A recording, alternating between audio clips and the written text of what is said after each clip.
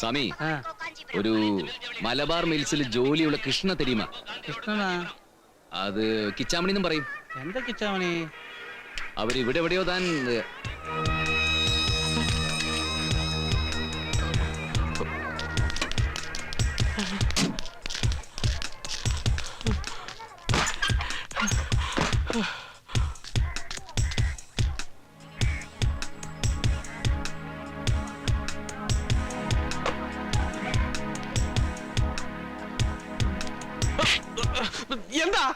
എന്നാ dish antenna 36 channel. നീ എന്താടാ ഇവിടെ? ഡിഷാണ്ടിനാവാ? എന്ത് ഡിഷാണ്ടിനാ?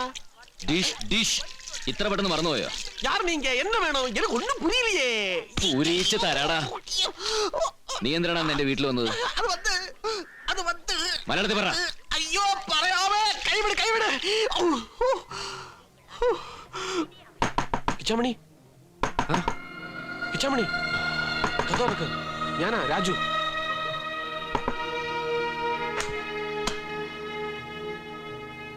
ആരാ? വേണി താമസിക്കുന്ന വീട്ടിൽ നിന്ന് നിന്നെ അന്വേഷിച്ച് വന്നിരിക്കാം. എന്താ? നീ ഒന്ന് പുറത്തേക്ക് വാ. അല്ല, അത് കുഴപ്പമില്ലേ, വാ.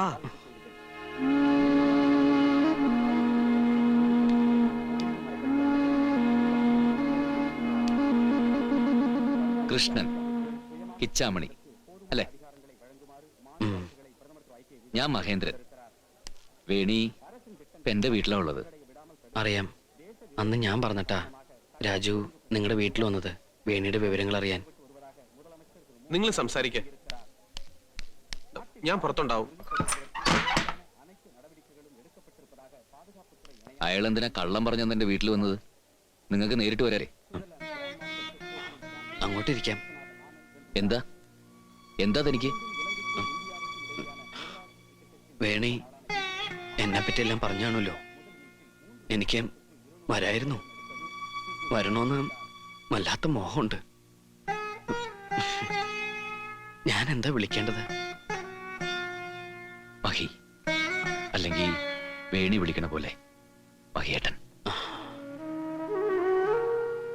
നന്ദി, നന്ദി പറഞ്ഞാ തീരില്ല. നിങ്ങളുടെ വീട്ടില് അവൾ എങ്ങനെ കഴിയണേന്ന് രാജു എന്ന് പറഞ്ഞപ്പോ ദൈവമുണ്ടെന്ന് എനിക്ക് ബോധ്യായി. ദൈവങ്ങളെ ശപിച്ചു നിർത്തും കഴിയായിരുന്നു ഞാൻ. ഒരിക്കലും കണ്ടിട്ടില്ലാത്ത ആ വീടും നിങ്ങളും നിങ്ങളുടെ മുത്തശ്ശനും മുത്തശ്ശിയും ഇപ്പൊ എനിക്ക് ദൈവങ്ങളെക്കാൾ വലുതാ. ഒരുപാട് നന്ദിയുണ്ട് മഹിയേട്ട. അവളെങ്കിലും സന്തോഷത്തോടെ ജീവിക്കണ്ടല്ലോ. എനിക്കത് മതി, എനിക്കത് മാത്രം മതി. എന്താ ഇത് കിച്ചാമണി?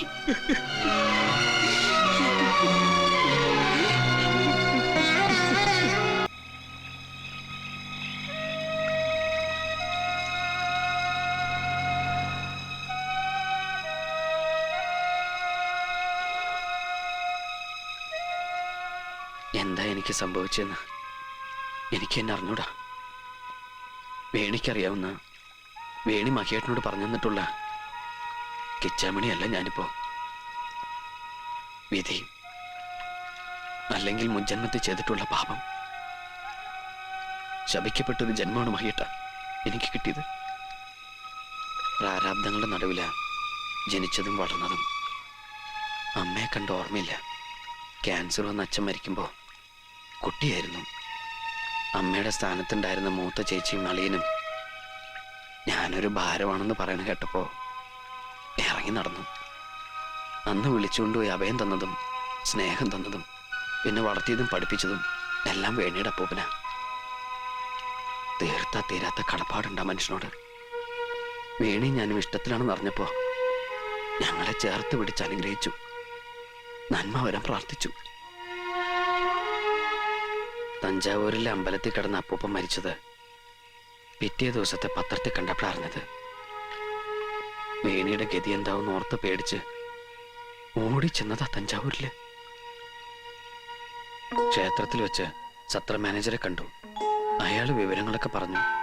അപ്പൂപ്പൻ മരിക്കാനിടയായ സാഹചര്യവും നിങ്ങൾ വേണിയെ കൂട്ടിക്കൊണ്ടുപോയതൊക്കെ. உங்களை நான் நம்புறேன், அதனால தான் எல்லாத்தையும் சொல்லிட்டேன். கொஞ்சம் முன்னாடி சுப்பிரமணியம் வந்து அந்த பொண்ணை பத்தி கேட்டேன். நான் ஒன்றும் சொல்லலை. ரொம்ப நேரம் சத்தம் போட்டான். எனக்கு தெரியாதுன்னு சொல்லி அனுப்பிட்டேன்.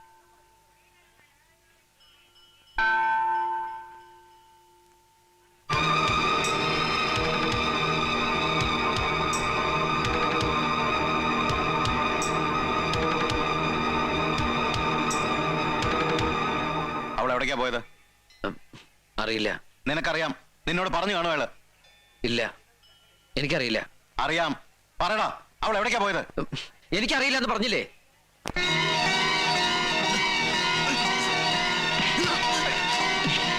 നീ പറയില്ലടാ. ഞാൻ പറയില്ല.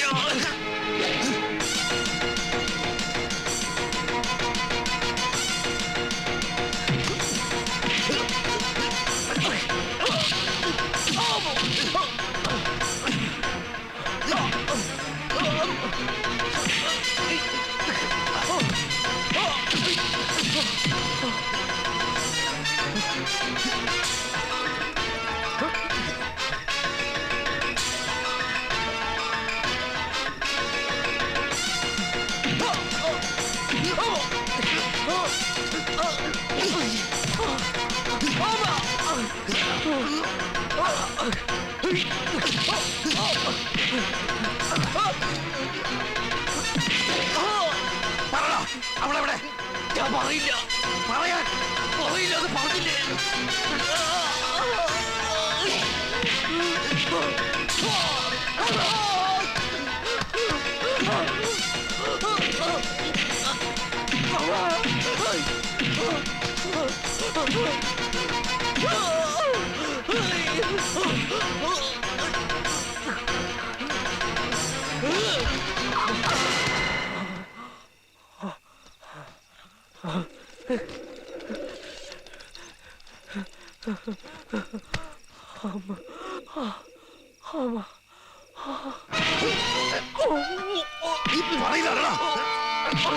ഇല്ല, എന്നെ കൊന്നേ ഞാൻ പറയണ.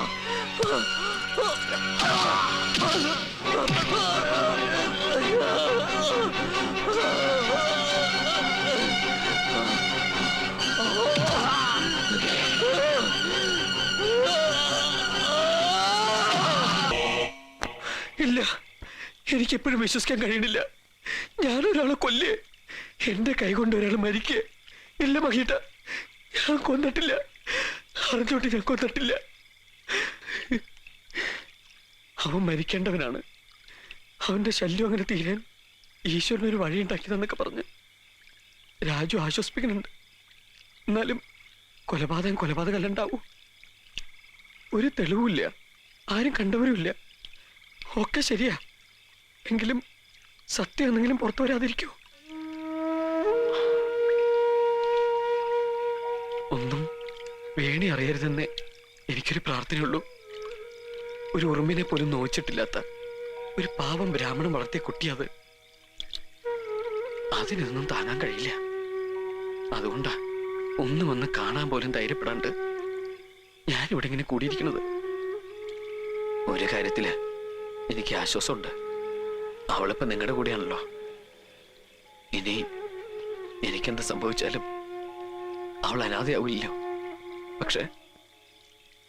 പക്ഷെ മകേട്ട, വേണു ഒന്നും അറിയരുത് ഒരിക്കലും. എന്നെ കണ്ടില്ലെന്ന് പറഞ്ഞേക്ക്. അല്ലെങ്കിൽ എന്തെങ്കിലും ജോലിയായി ഞാൻ എങ്ങോട്ടേലും പോയിന്ന് പറഞ്ഞേക്ക്.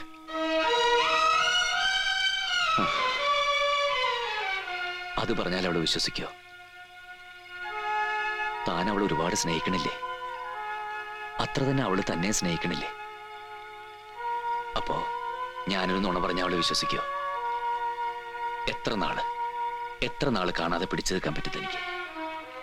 അതുപോലെ തന്നെയല്ലേ അവൾക്കും. വേണ്ട കിച്ചാമണി, താൻ എന്റെ കൂടെ വരണം. താൻ അവളെ കാണണം. അവള് തന്നെയും കാത്തിരിക്കുക. എന്നാലും മകേട്ട, താൻ ആരെയും കൊന്നിട്ടില്ല. താൻ കൊല്ലുന്നത് ആരും കണ്ടിട്ടില്ല. തഞ്ചാവൂര് താൻ പോയിട്ടേ ഇല്ല. എന്തെങ്കിലും സൂചന ഉണ്ടായിരുന്നെങ്കിൽ തന്നെ ഇതിനു മുമ്പ് പോലീസ് ഇവിടെ തേടിയെത്തിയനെ. നമുക്ക് നല്ലത് മാത്രം ആഗ്രഹിക്കാം. മറിച്ചാണ് സംഭവിക്കുന്നെങ്കിൽ തന്നെ അപ്പോ താൻ ഒറ്റയ്ക്കല്ലാന്നെങ്കിലും ആശ്വസിക്കുക. അതുവരെ കിട്ടുന്ന നല്ല ദിവസങ്ങൾ അതെങ്കിലും അവൾക്ക് കൊടുത്തൂടെ? അവള് മാത്രമല്ല, അവള് പറഞ്ഞു കേട്ട അവളുടെ കിച്ചനെ കാണാൻ എന്റെ മുത്തശ്ശനും മുത്തശ്ശിയും താൻ ഒരിക്കലും കണ്ടിട്ടില്ലാത്ത വീടുമൊക്കെ തനിക്ക് വേണ്ടി ഒരുങ്ങി കാത്തിരിക്കുക.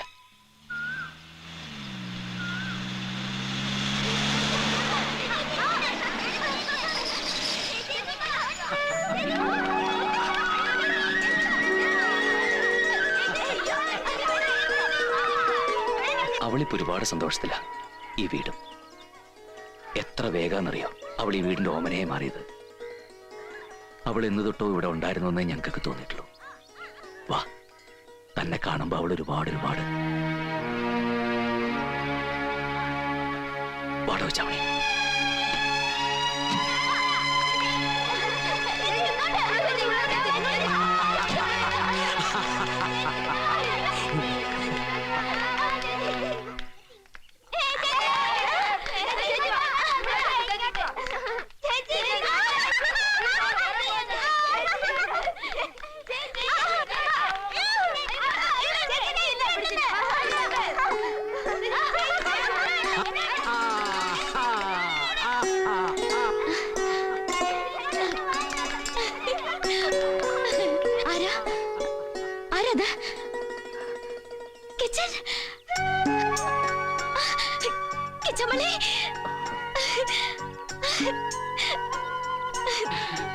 സന്തോഷായില്ലേ കിച്ചാമ്മയുടെ വേണിമണിക്ക്? മഹി പോയപ്പോ തൊട്ട് തുടങ്ങിയതാ കൃഷ്ണപുരാണം. വേണിക്ക് വൈകുണ്ഠത്തിൽ സീറ്റ് ഷുവറാ. അത്രയ്ക്ക് ഉരുട്ടിരിക്കണു കൃഷ്ണനാമം. ഓഹോ അങ്ങനെയാണല്ലേ? ഓഹോ എങ്ങനെയാണല്ലേ? വേണി ചേച്ചിയുടെ ദിൽ തോ പാഗൽ ഹേ. വേണി ചേച്ചി എൽകെ കൊള്ളാട്ടോ. എൽക്കയോ? അതെന്താടാ? ലവർ കൃഷ്ണൻ. വേണിയെ പോലെ കിച്ചനും ഇനി ഈ വീട് സ്വന്തം പോലെ കരുതാം. ഞങ്ങൾക്കത് സന്തോഷാണ്. വിഷ്ണുവിന്റെ അമ്പലത്തിൽ നേരിച്ച പാൽപ്പായസ ഇത് വേണിയുടെ ആൾക്കുള്ളതാ. ബാക്കി എല്ലാരും കാപ്പി എടുത്തോളൂ. മധുരം കൊടുത്തു സ്വീകരിച്ചു നായി. വേണിയുടെ ആളോട് അവൾക്ക് എന്താ ഒരു സ്നേഹം. കഴിക്ക് കിച്ച, വയറ് നിറച്ച് കഴിക്ക്. ഏയ്, ഇവൻ വരാനുള്ളൊരു നേർച്ചയായിരുന്നു ഈ പാൽപ്പായസം. അപ്പോഴേ കൃഷ്ണ, ജോലി എങ്ങനെ? ശമ്പളമൊക്കെ ആവശ്യത്തിനുണ്ടോ? കഴിഞ്ഞുകൂടാനുള്ളൊക്കെ കിട്ടും. പേരിനൊരു ജോലി അത്രേ ഉള്ളൂ മുത്തശ്ശ. ഞാൻ പറഞ്ഞ കിച്ചനോട് നമുക്ക് ഇവിടെ അടുത്തെങ്ങാനും കുറച്ചും കൂടി ബെറ്റർ ആയിട്ടുള്ള ട്രൈ ചെയ്യാന്ന്. കല്യാണം കഴിഞ്ഞാൽ രണ്ടുപേർക്കും കഴിഞ്ഞുകൂടാനുള്ള വകയെ കിട്ടണ്ടേ? അതിനിപ്പോ ജോലി ഇല്ലെങ്കിലും വിരോധമില്ല. എന്നെ കൃഷിയിൽ സഹായിച്ച് ഇവിടെ അങ്ങോട്ട് കൂടാം. അല്ല, ഞാനത് ഒരുപാട് വിഷമങ്ങളൊക്കെ ഉണ്ടായിട്ടുണ്ടെങ്കിലും ഇപ്പൊ നമുക്ക് ഭാഗ്യമുണ്ട്, ഇല്ലേ കിച്ച? അതെ, ഭാഗ്യമുണ്ട്. ഈ വീട്ടുകാര് തഞ്ചാവൂരിൽ വന്നിട്ടില്ലായിരുന്നെങ്കിൽ, എന്നെ കണ്ടിട്ടില്ലായിരുന്നെങ്കിൽ, അപ്പൂപ്പ മരിച്ചപ്പോ ഞാൻ എന്ത് ചെയ്തേനെ? കിച്ചൻ കണ്ടില്ലേ എത്ര സ്നേഹം അവർക്കൊക്കെ നമ്മളോട്. അതും ഭാഗ്യം അല്ലേ? ഓ, ആ ദുഷ്ടൻ സുബ്രഹ്മണ്യം. ഞാൻ അയച്ച എഴുത്ത് കിച്ചന് കിട്ടിയില്ലല്ലോ. അതിൽ എഴുതിയിട്ടുണ്ടായിരുന്നു അവിടെ തഞ്ചാവൂരിൽ അവൻ വന്നതും കുഴപ്പമുണ്ടാക്കാൻ നോക്കിയതും.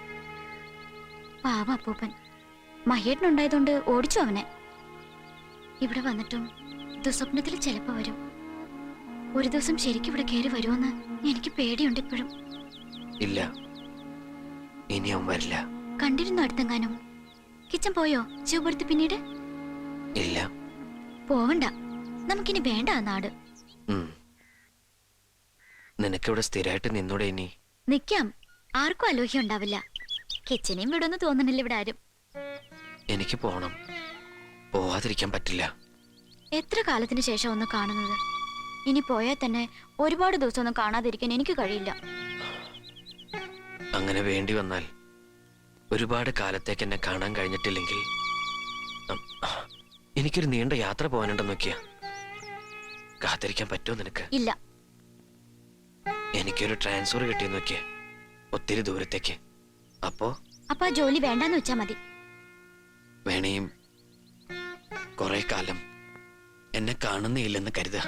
അപ്പോ പതിയെ എന്നെ മറന്ന് ദാ വെറുതെ ആവശ്യമില്ലാത്തൊന്നും പറയണ്ട കേട്ടോ. ഓ, എനിക്ക് വല്ല മാറ്റം വന്നിട്ടുണ്ടോന്ന് പരീക്ഷിക്കാ. വേണേയും അതല്ല, കേൾക്കുമ്പോ നിനക്ക് ഞാൻ മതി മുത്തശ്ശി അനുവദിച്ച സമയം കഴിഞ്ഞു. ഇനി നമുക്ക് യോഗം പിരിച്ചുവിടാം. വേണി അപ്പുറത്ത് തിരക്കുന്നുണ്ട്. കല്യാണം കഴിയുന്നവരെ രണ്ടിനെയും സൂക്ഷിച്ചോളാനേ മുത്തശ്ശി എന്നെ ഏൽപ്പിച്ചിരിക്കണത്. ഓ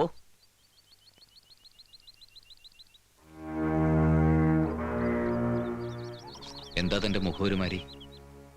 താനും അവളും കൂടി സംസാരിച്ചിരിക്കുന്നു എന്ന് പറഞ്ഞപ്പോ ടെൻഷനായി എനിക്ക്. താൻ വല്ല അബദ്ധവും വിളിച്ചു പറയുമെന്നുള്ള പേടി. പറയായിരുന്നു മഹേട്ടൻ വന്നില്ലായിരുന്നെങ്കിൽ. എന്താ കിച്ചാമണി, എല്ലാവരുടെ ഉള്ളിലും ഇപ്പൊ സന്തോഷം മാത്രമേ ഉള്ളൂ. അത് തല്ലിക്കെടുത്തണോ എനിക്ക്? വാ, ഒന്ന് ചിരിച്ചൂടെ കിച്ചാമണി തനിക്ക്? മറന്നുപോയി മഹേട്ട. തനിക്ക് വേണ്ടിയല്ല, മറ്റുള്ളവർക്ക് വേണ്ടിയെങ്കിലും ഒന്ന് ചിരിക്കെ. മറ്റുള്ളവരുടെ ചിരിയിലൊക്കെ ഒന്ന് പങ്കുചേര്. ഒന്നും ഉണ്ടായിട്ടില്ല എന്ന് തന്നെ കരുതുക. അതിനല്ലേ നമ്മൾ ശ്രമിക്കണത്. ഭഗവതി കാക്കാണ്ടിരിക്കുമോ നമ്മളെ?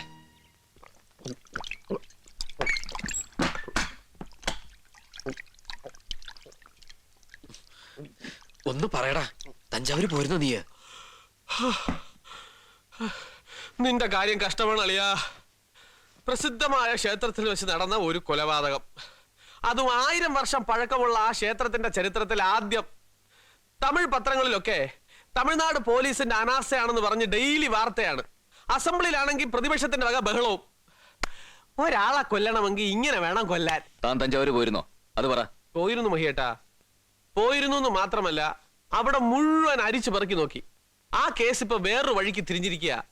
ചത്തുപോയ സുബ്രഹ്മണ്യത്തിന്റെ കഴുത്തി കിടന്ന മാലയും മോതിരവും അന്ന് തന്നെ വേറൊരുത്ത് അടിച്ചു മാറ്റി.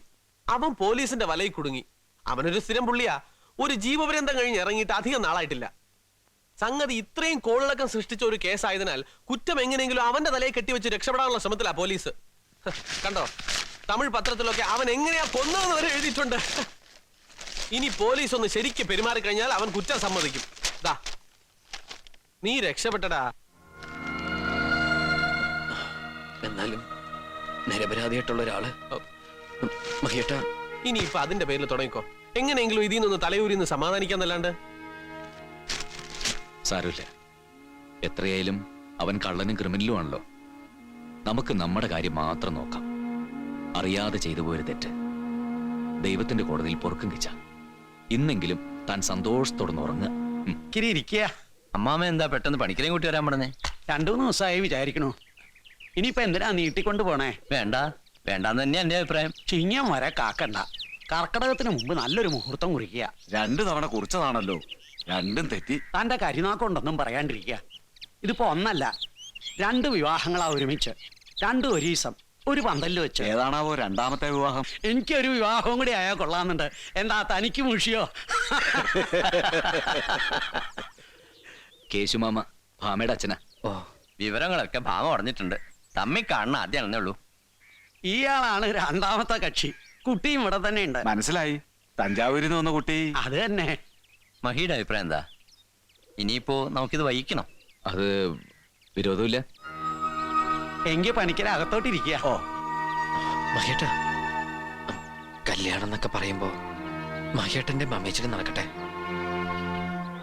അതെ, എന്നിട്ട് തനിക്കെന്താ ഇപ്പൊ വേണ്ടാത്തെന്ന് മുത്തശ്ശൻ ചോദിക്കും, വേണിയും ചോദിക്കും.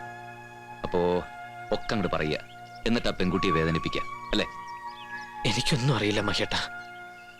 കല്യാണം കഴിഞ്ഞിട്ട് പോണ്ടി വന്നാ കൂടുതൽ വേദനിപ്പിക്കേണ്ടി വരില്ല അവളെ. എങ്ങിട്ട് പോവാൻ? രാജു പറഞ്ഞു താൻ കേട്ടതല്ലേ. ഇനിയിപ്പൊ തന്റെ മുഖത്തുനിന്ന് മറ്റുള്ളവർ വായിച്ചെടുക്കേണ്ട ഒന്നും. രണ്ടുപേരുടെ നാളെ ഏതാ? നാള് വിഷ്ണുവിന്റെയും ലക്ഷ്മിയുടെയും നാള്, രാമന്റെയും സീതയുടെയും നാള്, പരമശിവന്റെ